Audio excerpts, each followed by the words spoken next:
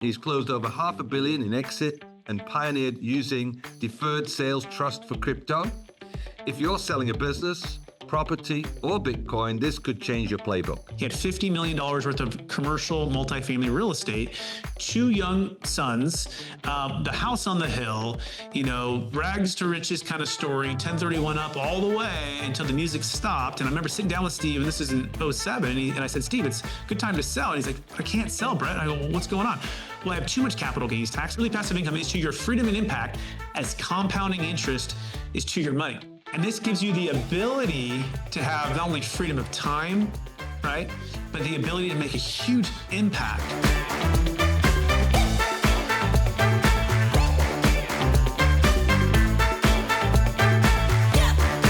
Welcome to today's episode of Free to Lead, Journeys of Leaders, driven by passion, inspired by purpose. Today, I'm joined by Brett Swarts.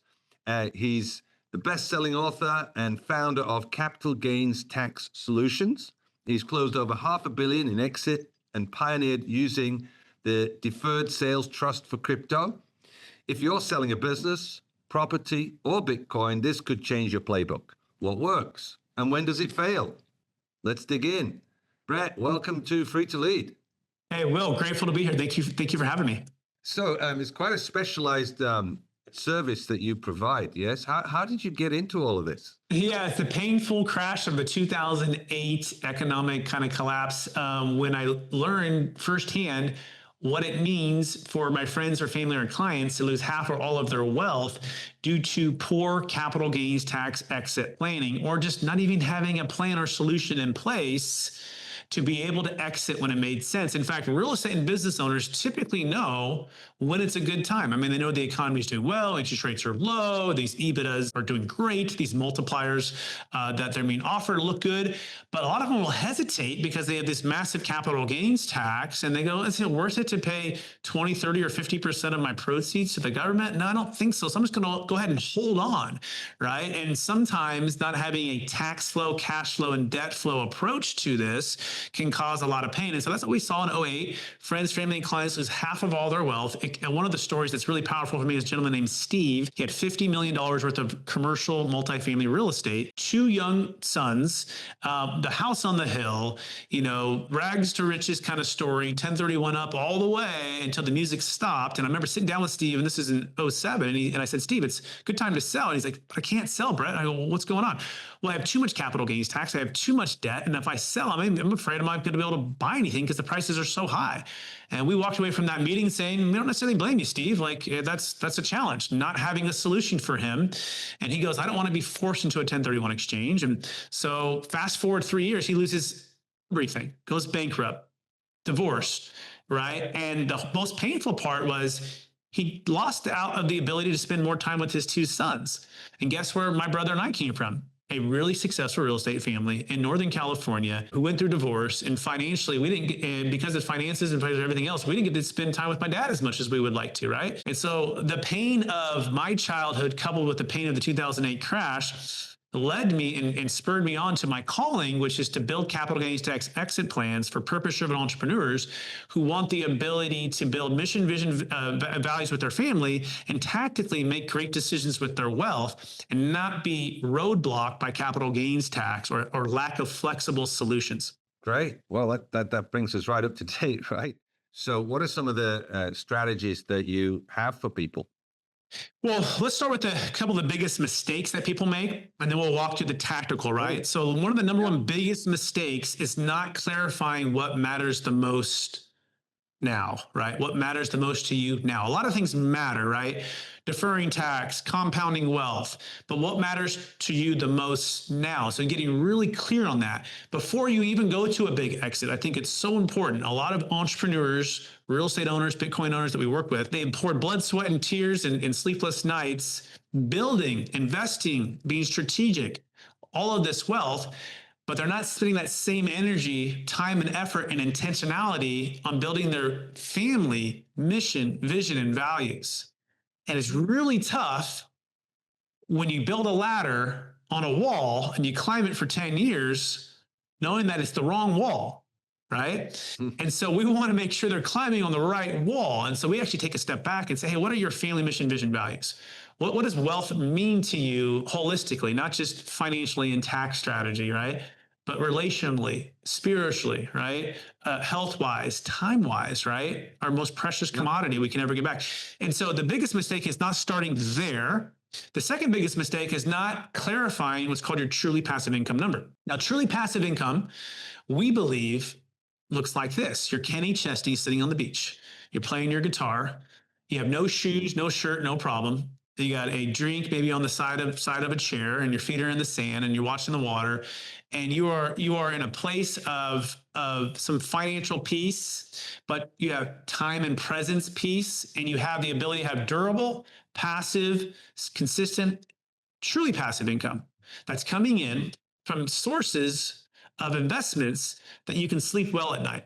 Okay, that's a huge, long statement, but it takes a little while to unpack, right? And so if you're a real estate owner or a business owner, that's where you made probably most of your real estate. If you're a Bitcoin owner, you made a lot of your wealth.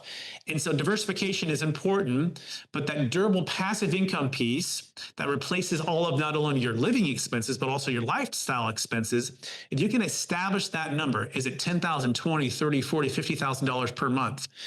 And I can exit and unlock more time and then have this truly passive income coming in, it changes the game. In fact, we believe this so strongly. We believe that truly passive income is to your freedom and impact as compounding interest is to your money. I'll say it one more time because it's a powerful statement. Truly passive income is to your freedom and impact as compounding interest is to your money. And this gives you the ability to have not only freedom of time, right? But the ability to make a huge impact. Now, that's immediately for your family, right? That's immediately, hopefully, for causes that you believe in, right? But it's also the ability to free up the ability to focus on mission, vision, values, kind of step number one, right? Steward the capital. It's not just the physical capital, the financial capital. It's the family capital. It's the spiritual capital.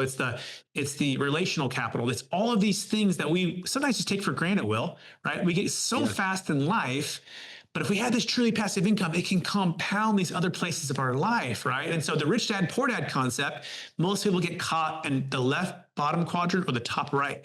They never actually get this thing where they trade, the money gives them time, right? This is truly passive income. And so that's the number two mistake. I will pause and I will save maybe the third mistake for later in the show, but I'm wondering what you're thinking about those first two so far, Will. I love what you're saying about it's holistic, right? So you're looking at your family, looking at spiritual, the other parts of it are so critical. I mean, you can lose the money just like that, boom, like you said in 2008, boom, it's gone.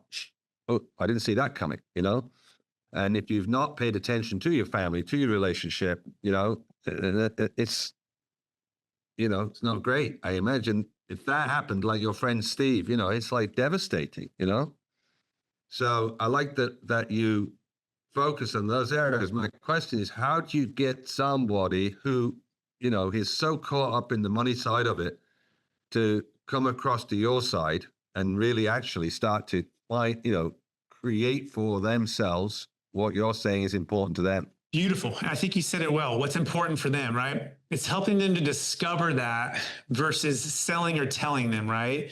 It's coming alongside as a guide versus, just providing a smart answer. In fact, I think a thoughtful question is much more important than a smart answer. And in fact, this leads kind of mistake number three, right? Choosing an unproven strategy, a misaligned team that is not flexible enough to give you what you really want, right? And what do you want the most? And I think it's important for an exercise to write out, hey, if I were to exit my Bitcoin, my business, my real estate, on these top 10 things, what do I want? And you start to list these things. I want to defer tax. I want to diversify. I want liquidity. I want some debt freedom. I want some truly passive income. I want, spend time with my family. I want to be able to travel. I want to be able to, separate from my partner in a very amicable way. I want to be able to, whatever those things are, list them all out. Right? And then rank them on a scale of 1 to 10 on the importance and the ability to make an impact for yourself, for your family, for others. On if you could do and unlock these things, what does that mean for you? Okay. And so the number three mistake is choosing an unproven strategy, an unproven team that's not flexible enough to achieve your desired outcome. Okay. Now, Here's the thing, Will, what I've learned is that our desired outcome is dynamic, meaning like I have 5 children. My wife and I married 16 years. We just celebrated that in New York City for a weekend. We had a great time and we were reflecting on all of these things. And, they're between the ages of 15 and 7. Okay. But guess what? Every year and every 5 years, and especially every 10 years from now, things are going to dynamically change. So guess what I need from my wealth plan? That can dynamically change. Makes sense, right? Not set in a box. And so when you get really clear on this, and here's some examples. I have some clients that go, hey, my kids are 10 years old. I want to spend, my time with them. In fact, 85% of our time, Will, that we spend with our kids is before they're 18. Their entire life, we will spend 85% of our time with our kids before they're 18. After that, we get 15% of our time with them, okay? So what's priceless versus what's profitable? Well, clearly what's priceless is the time that we get to intentionally love on, coach, nurture, discipline, train, right? Our children is the most important thing, right? Probably one of the most important things we can do for our legacy and for everything we're stewarding, right? So how do I unlock that time with my kids? But guess what? My kids eventually are going to be 20, 25, 30, and maybe they want to start their own businesses, right? Well, you want a strategy that can partner with them and start. Our strategy provides that. You can partner with your kids when they're older. Now you can practice what you've been teaching them, right? Part of stewardship is not just, capital gains tax, estate tax, savings, or deferral. It's the ability to compound the knowledge and the wisdom, the entrepreneurial spirit, the wealth for generations to make an impact, right? And so I think that's really the biggest challenge for the entrepreneur. I have a good mentor named Don Winter. He talks about the power of and. The power of and is along the lines of, hey, sometimes I feel like, the false belief is, sometimes I feel like I have to build this big thing and work these long hours and pour everything I have into it to achieve my goals, or I can have a thriving family. Right? Well, the power of and says, why not intentionally do both in a way where you discipline your time and your energy and you bring the children, you look for 2-for-1s and 3-for-1s and traveling with your kids and your family. Maybe you homeschool your kids to be able to do that. You have your wife as a part of your business too, and you're working collectively as a unit here, right? For these things, right? And that's part of what we've done. We've have our life set up in such a way and been blessed to be able to do that. So that's what I would say. Just get really clear on those things and make sure the strategy and the team can help you accomplish it. If I'm coming to you and I don't know you, but I'm looking for someone to help me with my capital gains tax and get some solutions so I can create this life, then I'm talking to you. It sounds like I'm going to have a much bigger picture to look at and a much bigger picture to paint, if you like, of the different areas. I mean, do you coach people there or what do you do? My kids ask me all the time, hey, Dad, what do you do? Or where are you going? You're going on that work trip. What are you going to do? And I say, you know what I'm going to do? I'm going to make some friends and I'm going to influence some people. Part of what I bring on a unique skill set, I played basketball growing up and I played football. I played basketball in college. If you can believe it, I was a 6-foot white guy who could dunk a basketball at one point. And it paid for school, which is really cool. So I love working on teams. And so sometimes, Will, I am that offensive coordinator, coordinating all of the, building kind of like a fractional family office, right? Or actual family office of the best professionals and getting them all in the spot and getting everyone moving in the same direction, okay? And or sometimes my clients are very sophisticated and they already have that offensive coordinator and I just get plugged in for the capital gains tax exit piece, right? And now I'm like the cheerleader on the sidelines, just cheering everyone else on. Sometimes my clients want to be more passive. And they're like, you know what, Brett, we want to give you the football. You be the quarterback, right?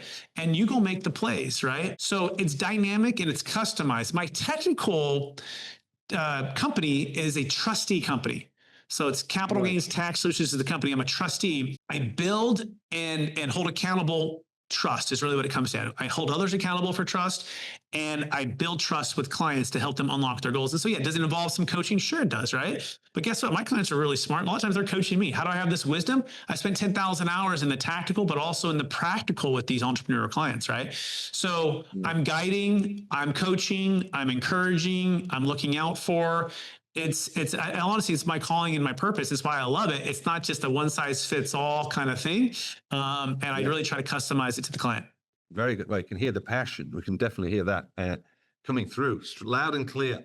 Your speciality, if you like, which I think is your speciality, I imagine you're coming up with a strategy, coming up with a plan. I want to ask you a little bit about the details of that. So somebody who's got, like you said, 12 million, 30 million, and they're like, I got to exit this stuff, and I don't want to lose half of this, etc. Very, very simple. So what is a basic plan, if you like? Excellent. So step number one, after we've done all of that pre-work, right? Really important. Typically speaking, we set up a trust, and this is like a business trust typically, and we use IRC 453 of the installment sale reporting IRS tax code to do what's called a seller carryback. Okay, well, so you're selling a $10 million business, you have a zero basis. Let's say you live in Taxifornia, California, and you're going to pay about 37% of tax, about 3.7 million, right? And so you're like, oh, that's pretty painful. I actually would like to compound that and keep that working for me and my family. Great, Will, this is what we do. We find that buyer, right, that's going to buy it. And in a perfect world, before you even go into contract, we form a trust and we put option language to allow Will to first sell it to a trust and the trust to sell it to a buyer. The way that it helps for the deferral, we unlock the deferral, is because you sell it to the trust on an installment sale method, meaning you're taking no money from the trust. The trust is getting 100% financing, and the trust will issue you a promissory note for 10 million, right? Instead of, it's called 6 to keep it simple for a second, that you would have just paid tax of about 3.7 million. So it gives you a $10 million, promissory note. And the reason the trust doesn't pay any tax is because it sells it for 10 million. So the trust bought and sold for the same price. So there's no tax at the trust level, and the buyer takes title of the business. They're gone. They're running it. And now the money's sitting at Charles Schwab, and it can be invested however you like. But that's the foundation of this. It's just a seller carryback with the trust. Now there's a third party unrelated trustee, right? So you get comfortable with our team, and then who is typically a financial advisor, but that doesn't have to be. But we can also invest into passive real estate investments. A lot of our clients are very entrepreneurs. They want to go back in their own deals. And so we kind of have a general investment thesis that we're working on about how and where the funds are going to be invested. And when it closes, then we start investing the funds, and then the trust will pay you back, Will, let's say half of the interest. Let's say we write the note at 9%. So let's say it starts paying you about 5%, okay? It's a $500,000 will be paid to you. You'll pay tax on that, but the other 400 or so will be deferred, right? And that's the beauty of this. You figure out your truly passive income number, and we kind of dial that in, and then you only pay tax on what you receive. And there's a compounding effect here, because the trust itself typically doesn't pay any tax either, because the trust can expense the interest that accrues on the note, even if it doesn't pay it. And so it's a really elegant, efficient tax deferral strategy for you, and you only pay tax as you receive payment. Now, you can also delay taking any income for a couple of years and pay no income tax. You can pass it to your kids. Kids can step into your shoes. You should keep this going for a really long time. And that's what most clients will do. We'll build a plan where we typically only take some interest from that and never dip into principal. And it just keeps this compounding effect here. Hopefully that helps on what we do. I think I kind of got it, right? So I've got my 10 million, right? I sold it to the trust. The trust sells it to the person. The trust keeps the money. It's going to pay it to me. That's the bit we've got to work out. We've got to work out, okay, how much tax do I want to pay? All right, well, if I keep it below a certain amount, it's going to be this much. Maybe there might be a time where, I want to buy a house. I'm going to have to pay tax, but can you then buy the house? Let's say it's a $3 million house. Perfect. Exactly right. You nailed it. All of that is exactly perfect. Anytime you need a personal purchase, like a primary home or a car or boat, like personal consumption is taxable. So the trust note can be amended to make larger payments to you. So for example, you're 2 years into it and you're like, that's 10 million. I've been taking 500,000 out each, but I want to buy a $3 million house. I need another $1 million for a down payment, as an example. The trust can be amended, or the promissory note can be amended to pay an additional $1 million. Now you'll pay your tax on that, right? But then you go buy your house, right? And then the other amounts continues the deferral. And so it's kind of like a water faucet. It can be turned on and turned off. Trustee needs to approve it. It's important, right? There's some controls in place, which is something you have to understand. The trustee must approve of the investments, approve of the amendments of the notes. But we're a friendly trustee, and we want to work with them. This trust, just full disclosure, it's not owned by you. If it was owned by you, you just sold it to yourself, Will, and it's taxable. So it's a third party, unrelated trust to you that owes you back the money. It's its own entity. It only does business with you, so it's not commingled in any other accounts. And so it's asset protection for that reason too, which is also a good thing. So there's little technicalities that we have to make sure you understand. But at the end of the day, nothing moves out your approval or your signature. You're the sole creditor to to the trust via the promissory note, and you are basically the bank, right, that will pay tax as you receive payments back. Excellent. Excellent. Well, how do people find out more about it? If they know, you've perked their interest. Yeah, I really do need to do something about this because I'm just carrying on, as you said, some earlier, the people, they just at some point want to exit and they haven't done any of that planning. So if they listen to this, how do they reach out to you? How do they contact you? Yeah, you can go to capitalgainstaxsolutions.com. We have our book, Building a Capital Gains Tax Exit Plan, there with Kevin Harrington from Shark Tank, which is pretty cool. We hit Amazon bestseller, and we try to give away literally all of our secrets. The proven playbook for unlocking your ideal wealth plan when selling assets of any kind for yourself or for your clients. This works for public stock, private stock, businesses, artwork, collectibles, investment real estate, primary home real estate, and also we can eliminate the estate tax and save a failed 1031 exchange, which is really important. If you want to go for a 1031, we have the best 1031 exit plan, which gives you both options. The key is just scheduling a time with us if you have a qualifying transaction, which is basically $1 million net proceeds, $1 million gain. That's what we found the minimum to be worthwhile for both sides. And so if you have that and you're interested and you want to jump in, we promise to never talk you into anything that's not a good fit, but one of our DST strategists can sit down with you and see if it can be a great fit for everybody. Just go to capitalgainstaxsolutions.com. Awesome. Awesome. Okay, Brett, thank you for being on Free to Lead. It's been a pleasure to meet you and learn some stuff there. And I can see myself saying, hey, you should contact Brett. Thank you, Will. It's a pleasure to be here, and I'm always happy to help. Thank you.